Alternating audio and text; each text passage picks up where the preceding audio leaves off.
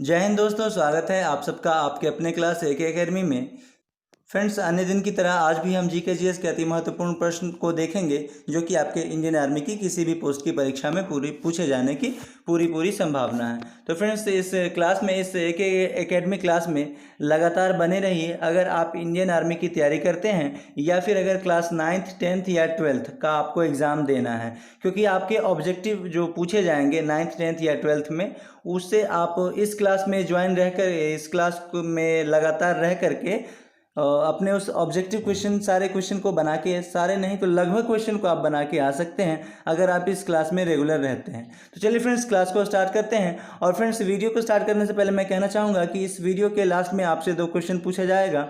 उस क्वेश्चन के आंसर आपको कॉमेंट करके लिखने हैं। तो चलिए क्लास को स्टार्ट करते हैं। फ्रेंड्स, हमारा फर्स्ट क्वेश्चन है, आर्यों ने भारत में जिस इलाके में कब्जा किया था उसे क्या कहते थे? ऑप्शन नंबर ए राजस्थान, या फिर ऑप्शन नंबर बी ब्रह्मव्रता, या फिर ऑप्शन नंबर सी सप्त सिंधु, या फिर ऑप्शन नंबर डी लोथल। तो फ्रेंड्स, यहाँ पे हमारा आंसर होगा ऑप्शन नंबर सी सप्त सिंधु। आर्यों ने भारत में जिस इलाके पर कब्जा किया था उसे सप्त सिंधु के नाम से जाना जाता था। इसको ध्यान में रखेंगे। और फ्रेंड्स, सभी लोग अपनी उपस्थिति के तौर पे जय हिंद कहना ज़रूर याद रखेंगे। चलिए देखते हैं हमारा अगला सवाल। मनुष्य द्वारा अपनाई गई पहली धातु कौन थी? ऑप्शन नंबर ए सोना, या फिर ऑप्शन नंबर बी चांदी, या फिर ऑप्शन नंबर सी तांबा, या ऑप्शन नंबर डी लोहा। तो फ्रेंड्स, यहाँ पे हमारा आंसर होगा ऑप्शन नंबर सी तांबा। मनुष्य द्वारा प्रयोग में लाई गई पहली जो धातु थी वो तांबा थी। और फ्रेंड्स, ऑप्शन नंबर ए में दिया हुआ है सोना। अगर शुद्ध सोना आपसे पूछा जाए कितने कैरेट का होता है, तो शुद्ध सोना 24 कैरेट का होता है। इसको भी ध्यान में रखना है आपको। चलिए देखते हैं हमारा अगला सवाल। चीन की मुद्रा क्या है? ऑप्शन नंबर ए येन, या फिर ऑप्शन नंबर बी रुपया, या फिर ऑप्शन नंबर सी लेक, या फिर ऑप्शन नंबर डी इनमें से कोई नहीं। तो फ्रेंड्स, चीन की मुद्रा यहाँ पे दिए गए ऑप्शन में से जो आंसर होगा वो येन होगा। चीन की मुद्रा येन है। और फ्रेंड्स, जनसंख्या की दृष्टि से अगर सबसे बड़ा अगर आपसे पूछा जाए कि देश कौन है, तो चीन ही है। इसको ध्यान में रखना है। जनसंख्या की दृष्टि से सबसे बड़ा देश, यानी कि आबादी की दृष्टि से सबसे बड़ा देश चीन है। फ्रेंड्स, आप देख सकते हैं चीन की मुद्रा यहाँ पे दिखाई गई है पिक्चर में। और चलिए देखते हैं हमारा अगला सवाल क्या है। अगला सवाल है, भारत की किस नदी को दक्षिण भारत की गंगा कहा जाता है? ऑप्शन नंबर ए कृष्णा, या फिर ऑप्शन नंबर बी कावेरी, या फिर ऑप्शन नंबर सी यमुना, या फिर ऑप्शन नंबर डी गोदावरी। तो भारत की किस नदी को दक्षिण भारत की गंगा कहा जाता है, ऐसा पूछा गया है। तो यहाँ पे हमारा आंसर होगा option number D Godavari. Godavari नदी को भारत की दक्षिण भारत की गंगा के नाम से जाना जाता है। और फिगर में आप देख सकते हैं गोदावरी नदी के बारे में मैंने पिक्चर दिखा दिया। चलिए देखते हैं अगला सवाल। कौन सी धातु विद्युत चुंबक बनाने में उपयुक्त होती है? ऑप्शन नंबर ए कच्चा लोहा, या फिर ऑप्शन नंबर बी स्टील, या फिर ऑप्शन नंबर सी तांबा, या फिर ऑप्शन नंबर डी कोबाल्ट। तो फ्रेंड्स, यहाँ पे हमारा आंसर होगा ऑप्शन नंबर ए कच्चा लोहा। विद्युत चुंबक जब भी बनाने की बात तो आएगी तो आप कहेंगे कच्चा लोहा। और अगर शुद्ध लोहा आपसे पूछा जाएगा तो पिटवा लोहा सबसे शुद्ध लोहा कहलाता है। इस बात को भी आप साथ साथ में ध्यान में रख के चलेंगे। देखते हैं हमारा अगला सवाल। मनुष्य का सामान्य रक्तचाप कितना होता है? ऑप्शन नंबर ए 150/80, या फिर ऑप्शन नंबर बी 120/80, या फिर ऑप्शन नंबर सी 80/120, या फिर ऑप्शन नंबर डी 110/75। तो मनुष्य का सामान्य रक्तचाप यानी कि ब्लड प्रेशर या कितना होता है सामान्य मनुष्य का, तो ये पूछा गया है, जो कि हमारा आंसर होगा ऑप्शन नंबर बी 120/80। सामान्य मनुष्य का रक्तचाप 120/80 होता है। और ये आप फिगर में देख सकते हैं, ये स्फेग्नोमैनोमीटर है जिससे कि मनुष्य का रक्तचाप मापा जाता है। चलिए देखते हैं हमारा अगला सवाल। प्रथम गोलमेज सम्मेलन कहाँ हुआ था? ऑप्शन नंबर ए दिल्ली, या फिर ऑप्शन नंबर बी लंदन, या फिर ऑप्शन नंबर सी मुंबई, या फिर ऑप्शन नंबर डी एडिनबर्ग। तो प्रथम गोलमेज सम्मेलन, ये गोलमेज सम्मेलन जो हुआ था ये 12 नवंबर 1930 से 13 जनवरी 1931 तक हुआ था। प्रथम गोलमेज सम्मेलन जब भी पूछा जाए, और ये हुआ था तो लंदन में आयोजित किया गया था। और ये कांग्रेस के बहिष्कार के फलस्वरूप 19 जनवरी 1931 को समाप्त हो गया। फ्रेंड्स, हमारा अगला सवाल है, चेहरे में कितनी हड्डियां होती है? ऑप्शन नंबर ए 20, या फिर ऑप्शन नंबर बी 14, या फिर ऑप्शन नंबर सी 13, या फिर ऑप्शन नंबर डी 6। तो फ्रेंड्स, यहाँ पे हमारा आंसर होगा ऑप्शन नंबर बी 14, चेहरा, च से चेहरा, च से 14, आपको इस तरह से ध्यान में रखना है, च से चेहरा और च से 14। चेहरे में कितनी हड्डियां होती हैं? तो 14 हड्डियां होती हैं, इसको ध्यान में रखना है। और 20 जो दिया हुआ है ऑप्शन नंबर ए, ये दूध के दांतों की संख्या है 20। फ्रेंड्स हमारा अगला सवाल है, निम्नलिखित में से कौन सी गैस वातावरण का हिस्सा नहीं है? ऑप्शन नंबर ए ऑक्सीजन, या फिर ऑप्शन नंबर बी नाइट्रोजन, या फिर option number C carbon dioxide, या फिर ऑप्शन नंबर डी हाइड्रोजन, या फिर ऑप्शन नंबर ई यह सभी। तो फ्रेंड्स यहाँ पे जो हमारा आंसर होगा वो होगा ऑप्शन नंबर ई, ये सभी। क्योंकि फ्रेंड्स हमारे वातावरण में जो ऑक्सीजन है वो सभी गैसों का मिश्रण है। हम जो सांस लेते हैं, सांस के द्वारा जो हवा लेते हैं, वो हम केवल ऑक्सीजन नहीं लेते, गैसों का मिश्रण हम अपने अंदर सांस के माध्यम से लेते हैं। फ्रेंड्स हमारा अगला सवाल है, जब किसी वस्तु को ठंडा किया जाता है तब उसके अणु के बीच क्या हो जाता है? ऑप्शन नंबर ए ऊर्जा बढ़ जाती है, या फिर ऑप्शन नंबर बी चाल घट जाती है, या फिर ऑप्शन नंबर सी द्रव्यमान बढ़ जाता है, या फिर ऑप्शन नंबर डी भार बढ़ जाता है। तो फ्रेंड्स यहाँ पे पूछा गया है जब किसी वस्तु को ठंडा किया जाता है तो ठंडा करेगा तो यहाँ पे चाल घट जाएगी, यानी कि उनके अणुओं के बीच जो गति होती है वो कम हो जाती है। ऑप्शन नंबर बी यहाँ पे राइट आंसर होगा। और अगर इसी को कहा जाए कि अगर गर्म किया जाता है अगर किसी पदार्थ को, तो वो उसकी जो अणुओं के बीच जो मॉलिक्यूलर फोर्स होगा वो कम हो जाएगा, इसको ध्यान में रखना है। फ्रेंड्स हमारा अगला सवाल है, यानी कि दूरियां बढ़ जाती हैं। फ्रेंड्स हमारा अगला सवाल है, आवृत्ति का ऐसा ही मात्रक क्या होता है? ऑप्शन नंबर ए डेसिबल, या फिर ऑप्शन नंबर बी हर्ट्ज, या फिर ऑप्शन नंबर सी ध्वनि, या फिर ऑप्शन नंबर डी तीव्रता। तो आवृत्ति का ऐसा ही मात्रक हर्ट्ज होता है, हर्ट्ज, यानी कि ऑप्शन नंबर बी यहाँ पे राइट आंसर होगा।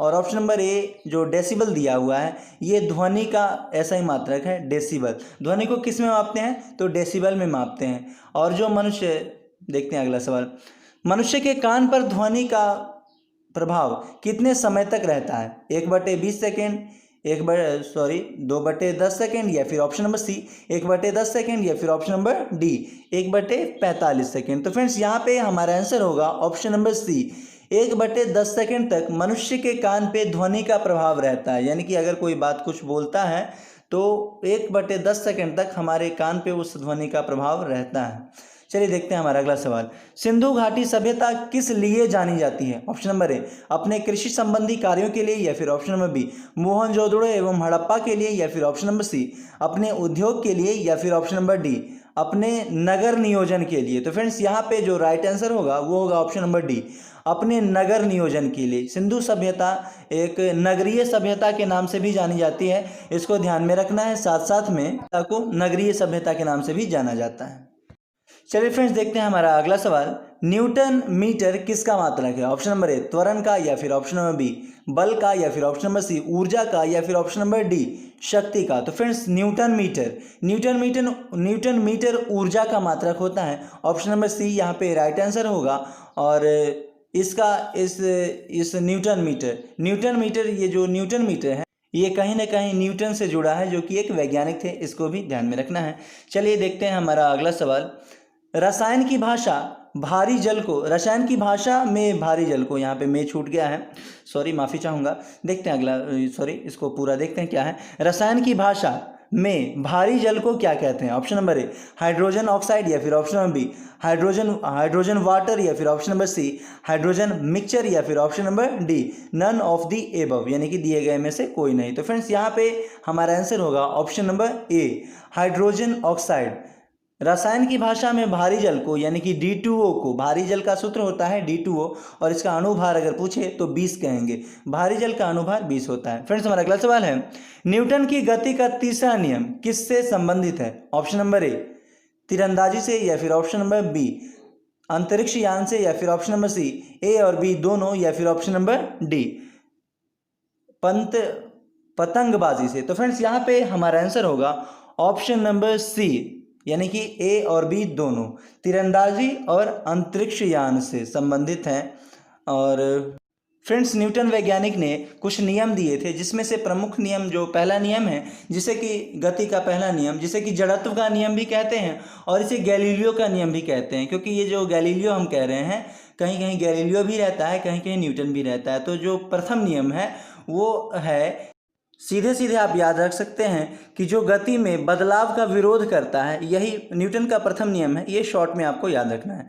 फ्रेंड्स, हमारा अगला सवाल है, हल्दी घाटी का युद्ध कब हुआ था? ऑप्शन नंबर ए 1576 या फिर ऑप्शन नंबर बी 1764 या फिर ऑप्शन नंबर सी 1565 या फिर ऑप्शन नंबर डी 1761। तो फ्रेंड्स, यहाँ पे हमारा जो राइट आंसर होगा वो होगा ऑप्शन नंबर ए 1576 में हल्दी घाटी का युद्ध हुआ था, इसको याद रखना है। और 1764 जो दिया गया है ऑप्शन नंबर बी, इसमें ये बक्सर का युद्ध हुआ था। 1764 में बक्सर का युद्ध और 1761 ये पानीपत का तृतीय युद्ध 1761 में हुआ था। इसे भी साथ साथ में ध्यान में रखेंगे।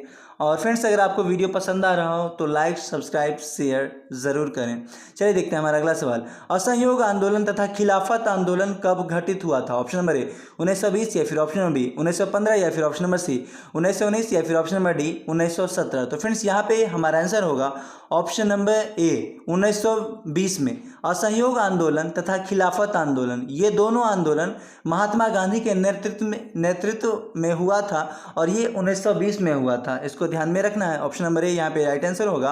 और 1915 इस समय यानी 9 जनवरी 1915 को दक्षिण अफ्रीका से महात्मा गांधी जी भारत लौट के आए थे, जिस वजह से ही 9 जनवरी को प्रवासी भारतीय दिवस के रूप में मनाया जाता है। इसे भी आप ध्यान में रखेंगे। और 1919 में जलियांवाला बाग हत्याकांड हुआ था। फ्रेंड्स, हमारा अगला सवाल है, लाल बहादुर शास्त्री का समाधि स्थल को किस नाम से जाना जाता है? ऑप्शन नंबर ए विजय घाट या फिर ऑप्शन नंबर बी शांतिवन या फिर ऑप्शन नंबर सी राजघाट या फिर ऑप्शन नंबर डी समता स्थल। तो फ्रेंड्स, यहाँ पे हमारा आंसर होगा ऑप्शन नंबर ए विजय घाट। लाल बहादुर शास्त्री के जो समाधि स्थल है उसे विजय घाट के नाम से जाना जाता है। और शांतिवन और राजघाट ये दोनों ये समाधि स्थल दिल्ली में है, नई दिल्ली में। इसको ध्यान में रखना है। जिसमें से राजघाट महात्मा गांधी जी के समाधि स्थल को राजघाट के नाम से जाना जाता है। आप तस्वीर में देख सकते हैं, यही है लाल बहादुर शास्त्री जिनका कि समाधि स्थल विजय घाट कहलाता है। फ्रेंड्स, हमारा अगला सवाल है, राष्ट्रपति शासन के दौरान किसी राज्य का बागडोर कौन संभालता है? ऑप्शन नंबर ए राष्ट्रपति या फिर ऑप्शन नंबर बी मुख्यमंत्री या फिर ऑप्शन नंबर सी राज्यपाल या फिर ऑप्शन नंबर डी उपराष्ट्रपति। तो फ्रेंड्स, यहाँ पे हमारा आंसर होगा ऑप्शन नंबर सी राज्यपाल। तो फ्रेंड्स, ये जो राष्ट्रपति शासन लागू होता है, कहने से तो आपको लग रहा होगा कि राष्ट्रपति शासन तो राष्ट्रपति का शासन होगा, पर ऐसा नहीं है। ये जो शासन करने का अधिकार होता है वो राज्यपाल के पास चला जाता है। ऐसे जो राज्य में शासन करने का अधिकार होता है वो मुख्यमंत्री के पास होता है, जबकि राष्ट्रपति शासन के दौरान राज्य में शासन प्रशासन करने का अधिकार ये राज्यपाल के पास चला जाता है। इसको ध्यान में रखना है। और राज्यपाल की नियुक्ति राष्ट्रपति के द्वारा की जाती है। इस पॉइंट को भी ध्यान में रखेंगे। फ्रेंड्स, हमारा अगला सवाल है, फास्ट फूड के पैकेट में किसका उपयोग किया जाता है? ऑप्शन नंबर ए हाइड्रोजन या फिर ऑप्शन नंबर बी नाइट्रोजन या फिर ऑप्शन नंबर सी सोडियम या फिर ऑप्शन नंबर डी मेथेन। तो फ्रेंड्स, यहाँ पे हमारा आंसर होगा ऑप्शन नंबर बी नाइट्रोजन।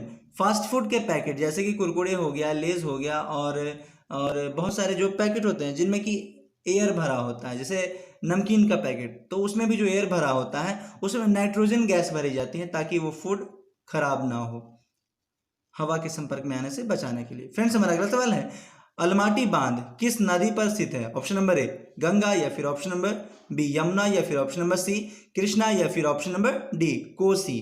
तो फ्रेंड्स, यहाँ पे हमारा आंसर होगा ऑप्शन नंबर सी कृष्णा नदी। अलमाटी बांध कृष्णा नदी पे कर्नाटका में स्थित है। और आप सब तस्वीर में देख सकते हैं, ये अलमाटी बांध को मैंने दिखा दिया है पिक्चर में, और ये कर्नाटका में स्थित है। इसको ध्यान में रखना है। और गंगा भारत की जो राष्ट्रीय नदी है वो गंगा है। और इसे चलिए देखते हैं हमारा आज का जो आपका सवाल है। आज का आपका पहला सवाल है, हृदय का मुख्य काम क्या होता है? ये आपको बतलाना है। मैंने ऑप्शन दे दिया है और आपको इसी ऑप्शन में से चूज करके बतलाना है। और आपका जो दूसरा सवाल है वो ये होने वाला है कि आपको बतलाना है पीएच स्केल की खोज किसने की थी? Option number A Newton, Einstein या ऑप्शन नंबर सी गैलीलियो या फिर ऑप्शन नंबर डी सोरेनसन। तो फ्रेंड्स, ये दो क्वेश्चन आज के क्लास की है जो कि आपको कमेंट करके इन दोनों सवाल के जवाब आपको बताए हैं। और इस सवाल का डिस्कशन हम अगले वीडियो में यानी कि अगले दिन करेंगे। और फ्रेंड्स, आप सभी लोग को रक्षाबंधन की बहुत बहुत बधाई। जो मैं पिछले वीडियो में नहीं कह सका। और कल जो छुट्टी थी ये रक्षाबंधन को लेकर के ही थी। तो आप सभी भाई बहनों को बहुत बहुत सारा प्यार और बहुत धन्यवाद ये रक्षाबंधन का त्यौहार मनाने के लिए, और इसको अपने हिंदू धर्म में जो मनाया जाता है। तो फ्रेंड्स, ये जो रक्षाबंधन है ये केवल हिंदू ही नहीं मनाते हैं, इस पर्व को जैनियों के द्वारा भी मनाया जाता है। इसे भी आप ध्यान में रखेंगे नॉलेज के तौर पे। तो चलिए फ्रेंड्स, मिलते हैं नेक्स्ट वीडियो में इसी तरह के इंटरेस्टिंग क्वेश्चन के साथ। जय हिंद, जय भारत।